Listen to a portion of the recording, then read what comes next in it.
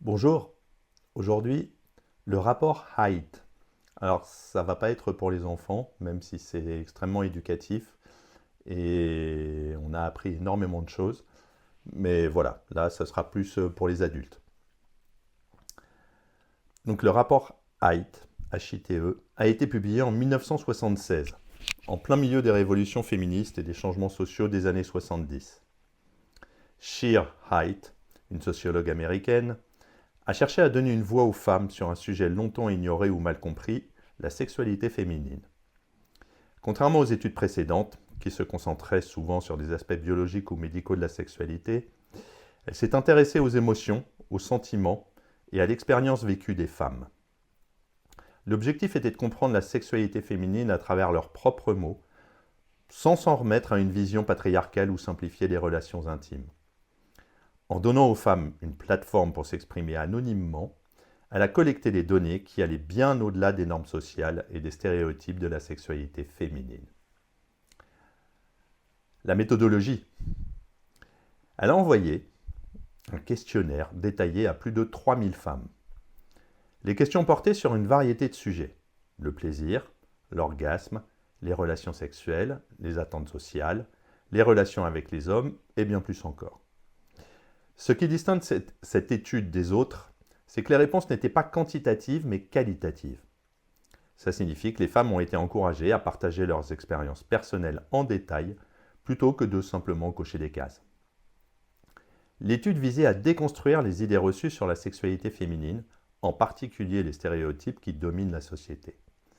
En 1976, la sexualité féminine était souvent mal comprise, ou simplement réduite à son rôle reproductif. Les résultats du rapport Haidt ont été à la fois surprenants et controversés. Voilà les points clés. L'importance de la masturbation.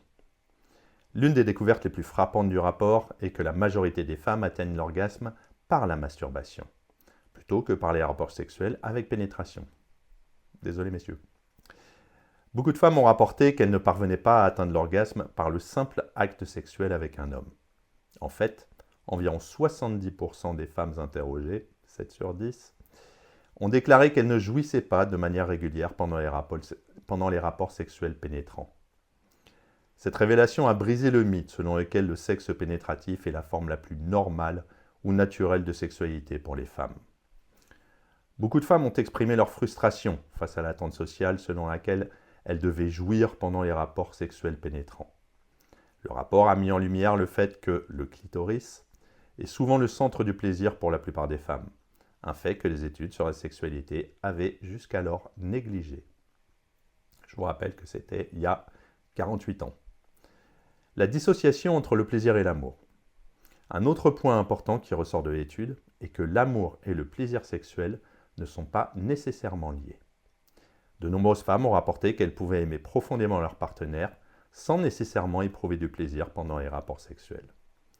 Cette séparation a été l'un des aspects les plus controversés du rapport, car elle allait à l'encontre des normes traditionnelles qui lient sexualité, amour et reproduction.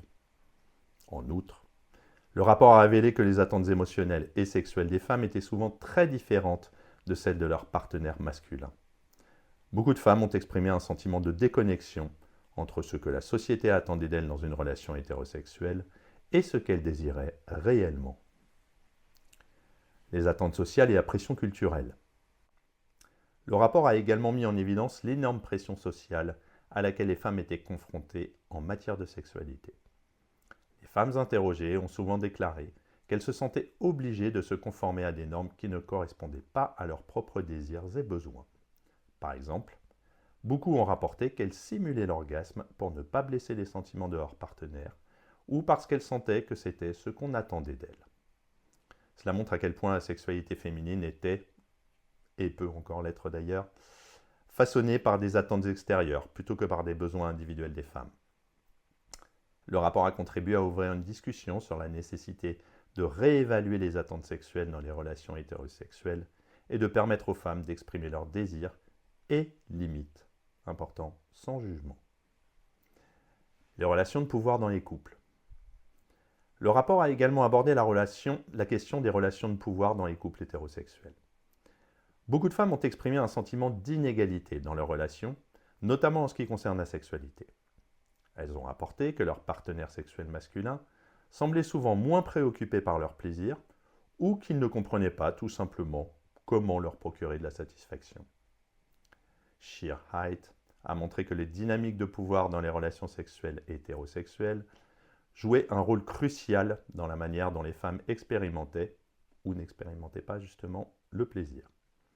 En fait, beaucoup de femmes ont souligné que la communication avec leur partenaire au sujet de la sexualité était difficile, voire inexistante, ce qui contribuait à une insatisfaction sexuelle plus large. Les expériences homosexuelles et l'éveil de la sexualité. Une autre découverte intéressante est que de nombreuses femmes ont rapporté avoir eu des expériences homosexuelles, que ce soit par curiosité ou dans le cadre de leur exploration sexuelle. Ces expériences, pour beaucoup d'entre elles, ont été marquées par un plus grand sentiment de liberté et de compréhension émotionnelle que dans les relations hétérosexuelles. Cela ne signifie pas nécessairement que ces femmes se définissaient comme homosexuelles, mais le rapport a permis de souligner que la sexualité féminine est fluide et complexe. Les réponses ont montré que les femmes sont capables d'éprouver des sentiments et du plaisir au-delà des catégories strictes de l'hétérosexualité, ou de l'homosexualité d'ailleurs. Réception et controverse. Le rapport a eu un impact immense dès sa publication, mais il a également suscité des controverses. De nombreux critiques ont attaqué les méthodes de Sheer Height, arguant que l'échantillon de femmes étant interrogées n'était pas représentatif, car il reposait sur des volontaires plutôt que sur un échantillonnage aléatoire. Les critiques affirmaient également que les résultats de l'étude étaient biaisés, car les femmes ayant des opinions négatives ou des expériences décevantes étaient plus susceptibles de répondre. Malgré ces critiques, le rapport a eu un effet durable sur la manière dont la sexualité féminine est perçue. Il a contribué à une plus grande acceptation des diverses expériences sexuelles des femmes et a permis à de nombreuses femmes de se sentir plus à l'aise pour parler de leurs propres désirs et besoins.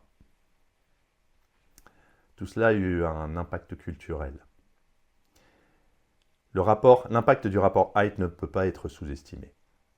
Il a ouvert la voie à de nouvelles discussions sur la sexualité, en particulier dans le contexte de la deuxième vague du féminisme. En mettant en lumière les réalités souvent ignorées de la sexualité féminine, l'auteur a permis de déconstruire les mythes sur le plaisir sexuel féminin et de remettre en question les normes sociales et patriarcales. L'une des contributions les plus significatives de l'étude a été la reconnaissance que la sexualité féminine n'est pas une simple fonction biologique, mais un aspect complexe de l'identité qui est influencé par la société, les relations et les dynamiques de pouvoir. Le rapport a également contribué à une plus grande prise de conscience de l'importance de la communication dans les relations et a encouragé les femmes à revendiquer leur propre plaisir et à rejeter les attentes imposées par la société. Enfin, il a eu un impact durable sur la recherche en sexologie et en sociologie. Il a incité les chercheurs à explorer davantage les aspects émotionnels et psychologiques de la sexualité, au lieu de se concentrer uniquement sur les aspects physiques. En outre, il a permis à de nombreuses femmes de se sentir plus à l'aise de parler de leur sexualité, tant dans leur vie personnelle que dans le cadre d'études académiques. Pour conclure, c'est un ouvrage qui a été considéré comme fondamental, qui a révolutionné notre compréhension de la sexualité féminine. En recueillant les voix et les expériences des femmes, Sheer Height a permis de remettre en question les normes sociales et de mettre en lumière les réalités souvent invisibles de la sexualité féminine. Bien qu'il ait été critiqué pour sa méthodologie, l'impact du rapport sur la culture populaire, la recherche en sexualité et les mouvements féministes est indéniable. Ce texte reste une référence essentielle pour comprendre cette sexualité féminine et les dynamiques de pouvoir dans les relations hétérosexuelles. Intéressant. À bientôt.